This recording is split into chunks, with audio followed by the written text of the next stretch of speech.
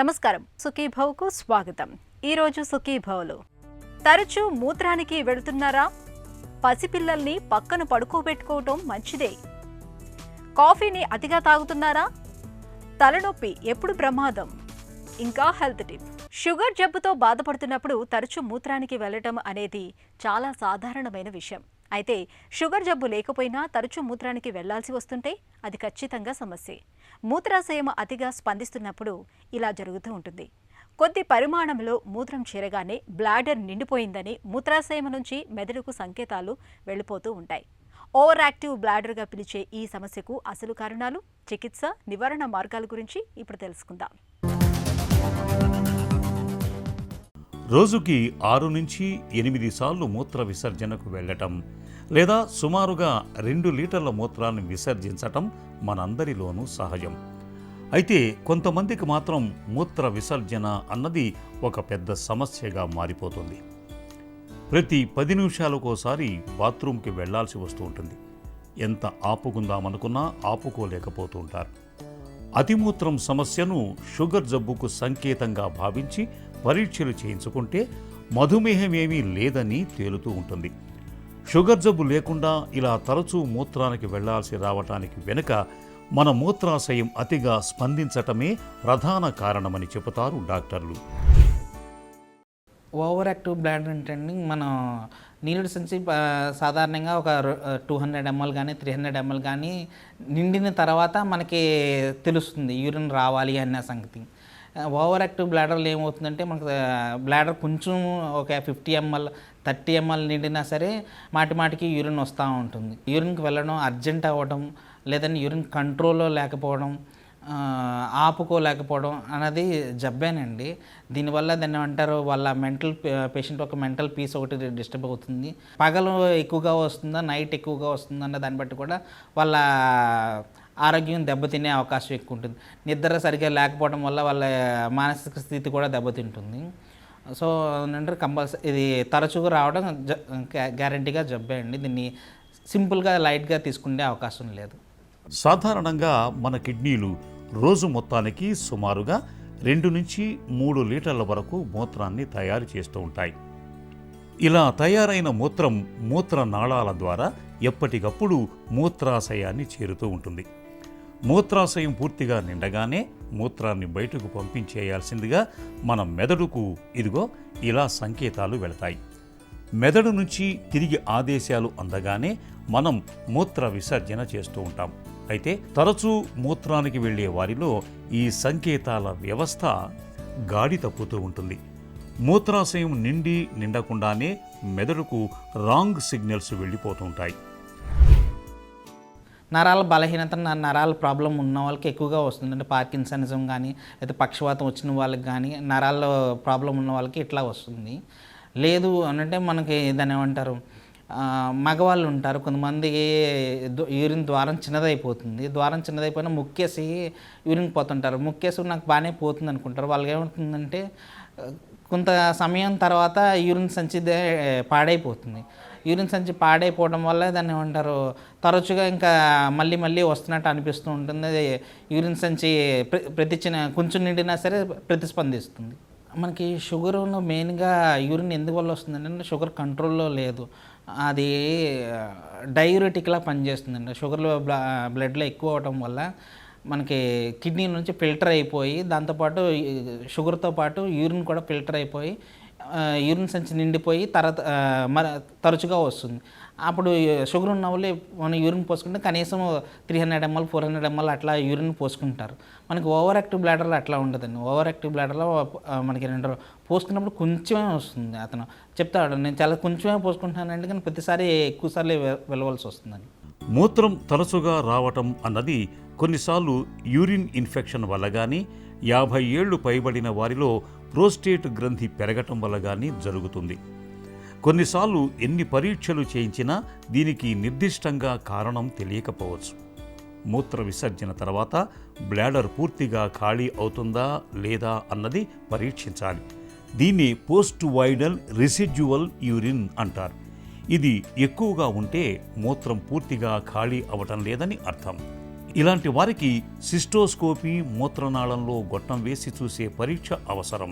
దీంతో పాటు urine infection ఏదైనా ఉందేమో చూడటం కోసం యూరిన్ కల్చర్ పరీక్ష కూడా చేయించాలి.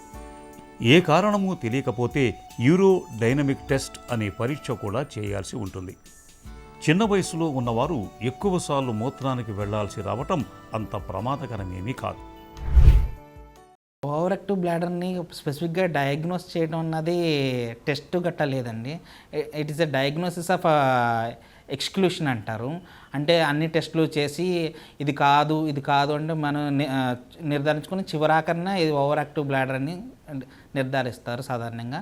లేదంటే యూరోడైనమిక్ టెస్ట్ అని ఉంటుంది. యూరోడైనమిక్ టెస్ట్లో మనం నిర్ధారించవచ్చు.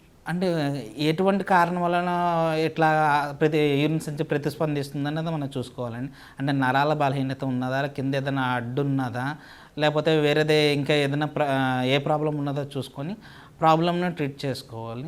సాధారణంగా ఏదైనా నరాల బలహీనత ఉన్న వాళ్ళకి, నరాల ప్రాబ్లం ఉన్న వాళ్ళకి ట్యాబ్లెట్ మాత్రమే ఉంటుందండి. ట్యాబ్లెట్ వేయించుకోవాలి. లేదు ఇంకా చివరాఖరి ట్రీట్మెంట్ కింద యూరిన్కి గొట్టం వేసేసుకోవాలి. మగవాళ్ళందరూ కొంతమంది పర్వాలేదు ముక్కు పోసేసుకుందాం అనుకుంటారు. అండ్ యూరిన్ స్టార్టింగ్లోనే చూపించుకుంటే ఎండ్ స్టేజ్కి వెళ్ళకుండా మొదట్లోనే పూర్తిగా రాకుండా నివారించుకోవడం అయితే లేదండి అవకాశం. ట్రీట్మెంట్ మాత్రం ఎర్లీగా తీయించుకుంటే మంచిది. తరచూ మూత్రం వస్తున్నప్పుడు మనసును నిగ్రహించుకోవటం మొదటి పరిష్కారం. ఇంకో 10 నిమిషాలు ఆగుదాం, పావుగంట ఆగుదాం అనుకుంటూ మూత్ర విసర్జనను వాయిదా వేస్తూ ఉండాలి. మూత్రాశయం పూర్తిగా నిండిపోయింది, ఇక ఎంతమాత్రం ఆపుకోలేం అనుకున్నప్పుడే మూత్ర విసర్జనకు వెళ్ళాలి. ఇక ఉద్యోగ వ్యాపారాల రీత్యా బయట తిరిగే వాళ్ళు బయటకు వెళ్లే ముందు మూత్ర విసర్జన చేయటం, సాధ్యమైనంత తక్కువగా నీళ్లు తాగటం చేయాలి. ఇలా చేస్తుంటే మూత్రంపై చక్కగా అదుపు వస్తుంది. అప్పటికీ అతిమూత్రం సమస్యగా ఉంటే డాక్టర్ని సంప్రదించి తగిన చికిత్స తీసుకోవాలి. హెల్త్ న్యూస్ మీకోసం.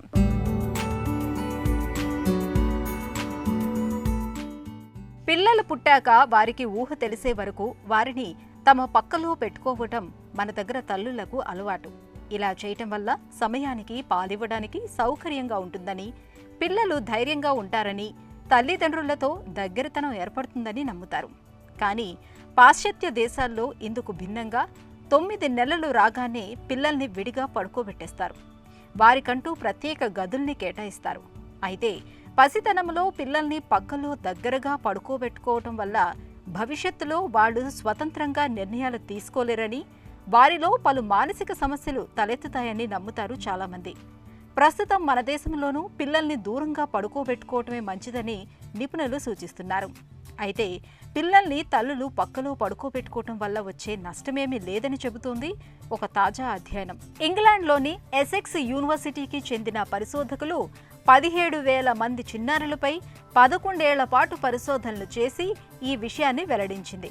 పరిశోధనలో భాగంగా తల్లులకు, పిల్లలకు విడివిడిగా ప్రశ్నావళిని అందించి ఆపై సమాధానాలు రాబట్టారు. సమాధానాల్ని క్రోడీకరించి పరిశీలించినప్పుడు అమ్మలకు దూరంగా వేరే గదుల్లో నిద్రించిన చిన్నారులతో పోలిస్తే తల్లులతో పాటు నిద్రించిన వారి మేధో వికాసంలో కానీ, నిర్ణయాలు తీసుకునే శక్తిలో కానీ ఎలాంటి తేడాలు కనిపించలేదని పరిశోధకులు పేర్కొంటున్నారు. ఈ నేపథ్యంలో పిల్లల్ని వారి ఊహ తెలిసే వరకు పక్కలో పడుకోబెట్టుకోవటం మంచిదేనని నిపుణులు సూచిస్తున్నారు.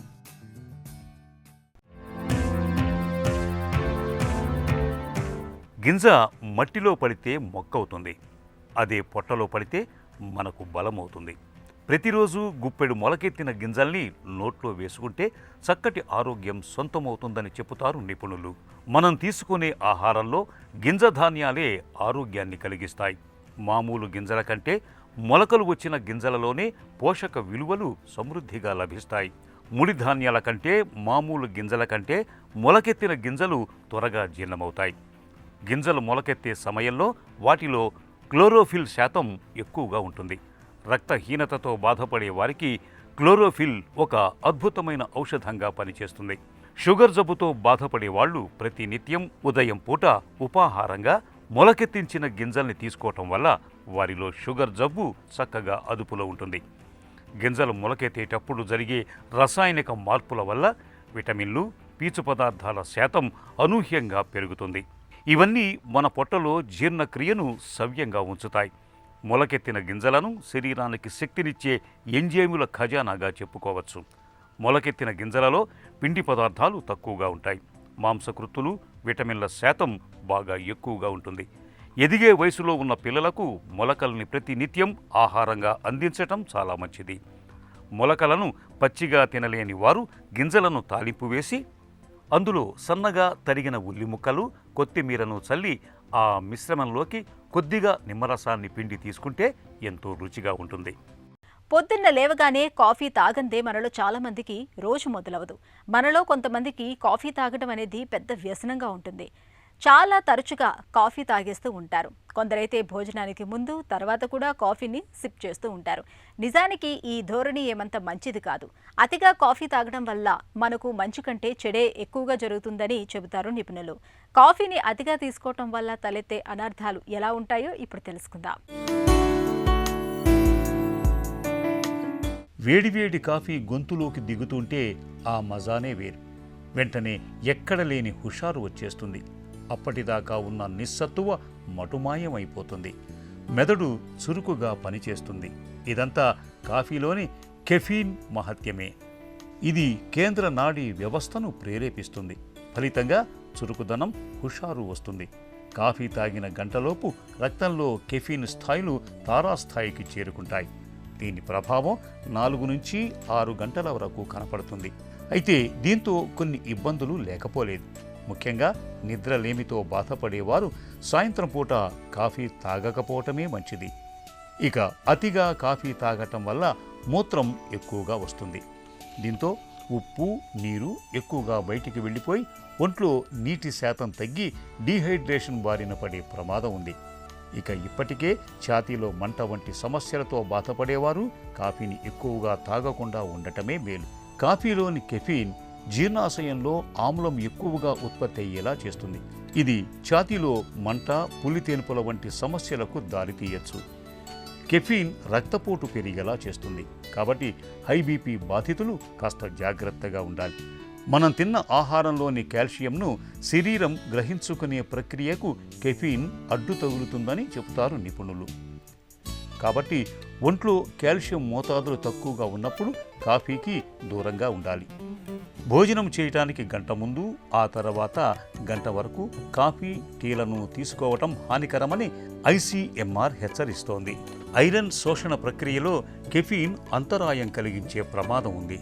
అందుకే భోజనం తీసుకునే ముందు, ఆ తర్వాత కొంత సమయం పాటు వీటిని తీసుకోకపోవటమే మంచిదని సూచించింది. వేళకు కాఫీ తాగకపోతే కొంతమందికి తలనొప్పి వచ్చేస్తుంది. కొంచెం తీవ్రంగా ఆలోచిస్తే తలలో నొప్పి మొదలైపోతుంది మరికొందరికి. ఇక మైగ్రేన్ గురించి అయితే చెప్పాల్సిన పని లేదు. తలపై సమ్మెటు పోటులా, తలలో సూదులతో పొడుస్తున్నట్టుగా వేధిస్తుంది. మనలో కొంతమందికి మామూలు తలనొప్పితో పాటు అప్పుడప్పుడు మైగ్రేన్ బాధలు కూడా బాధిస్తూ ఉంటాయి. చీటికి మాటికి వేధించే ఇలాంటి తలనొప్పుల గురించిన పూర్తి వివరాలని డాక్టర్ని అడిగి ఇప్పుడు తెలుసుకుందాం.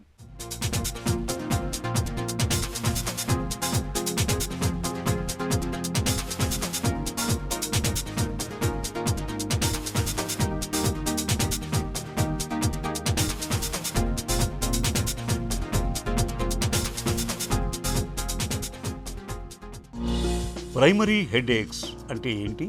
ప్రైమరీ హెడేక్స్లో ప్రధానంగా 3 రకాలు చెప్పుకుంటాం.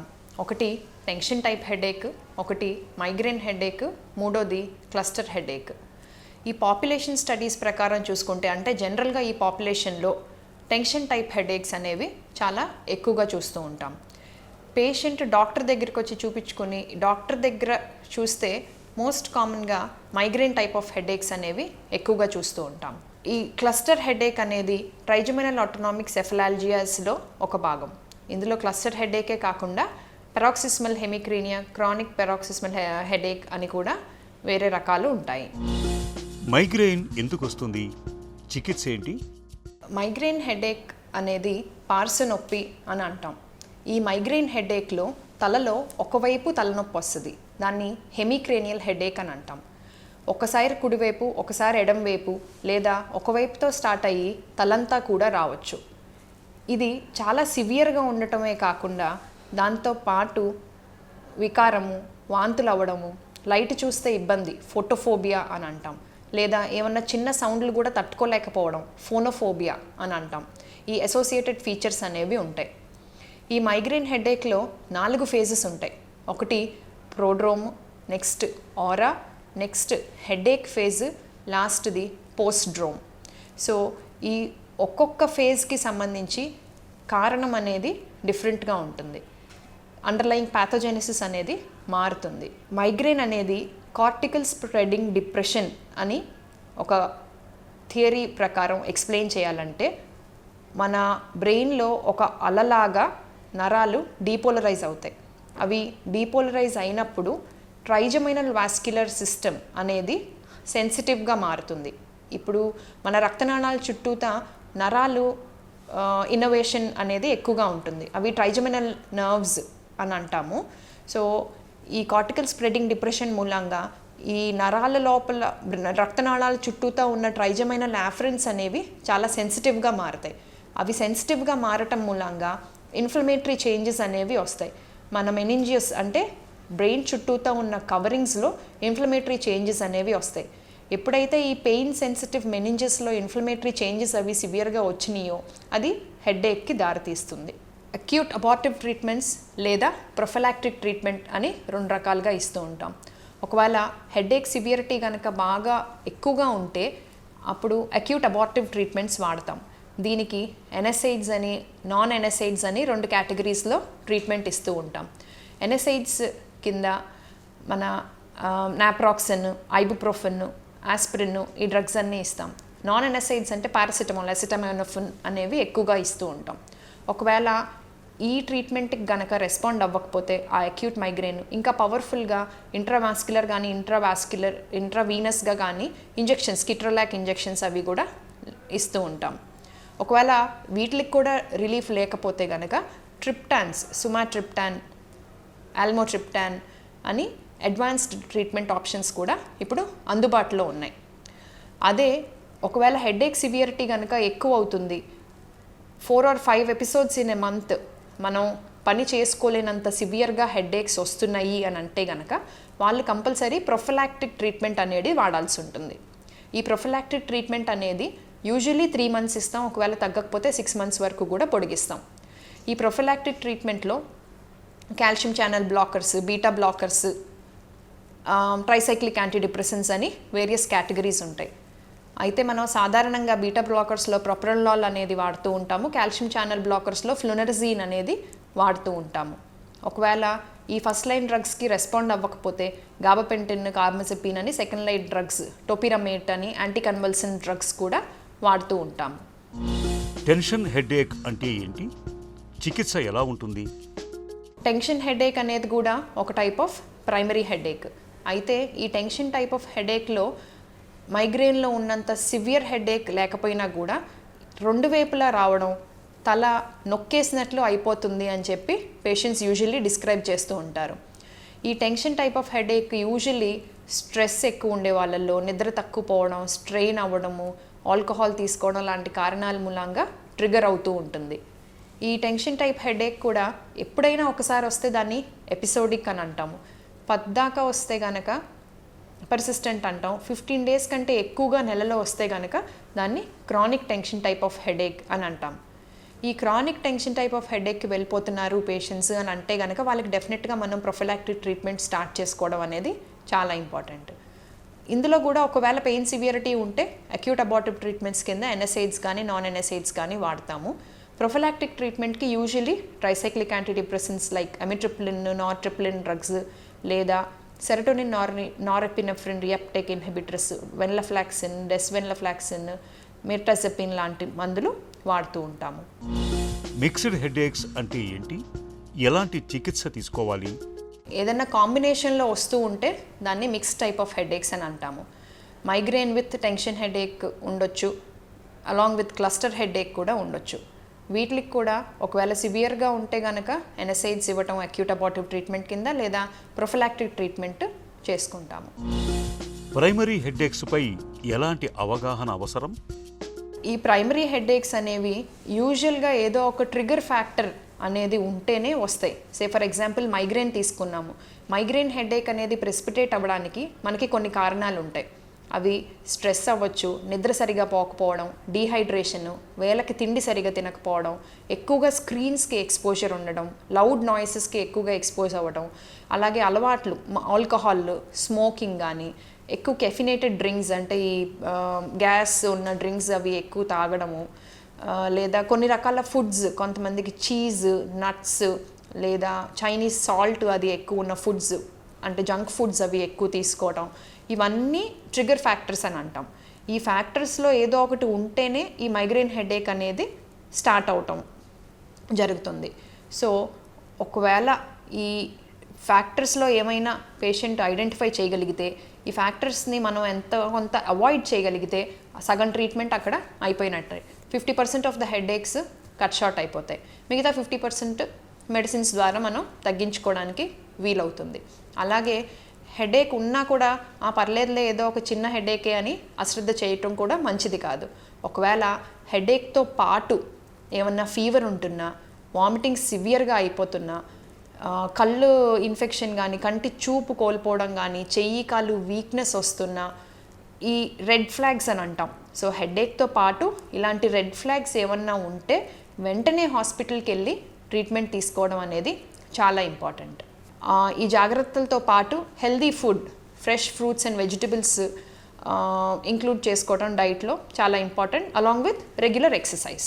తరచూ తలనొప్పి వేధిస్తున్నప్పుడు ఒకసారి అన్ని రకాల పరీక్షలు చేయించుకోవటం మేలు. ఇక జీవనశైలి, అలవాట్లు, ఆహార విహారాలు తగిన జాగ్రత్తలు తీసుకుంటే చిటికీ మాటికి వేధించే తలనొప్పుల ముప్పును చాలా వరకు నివారించుకోవచ్చు.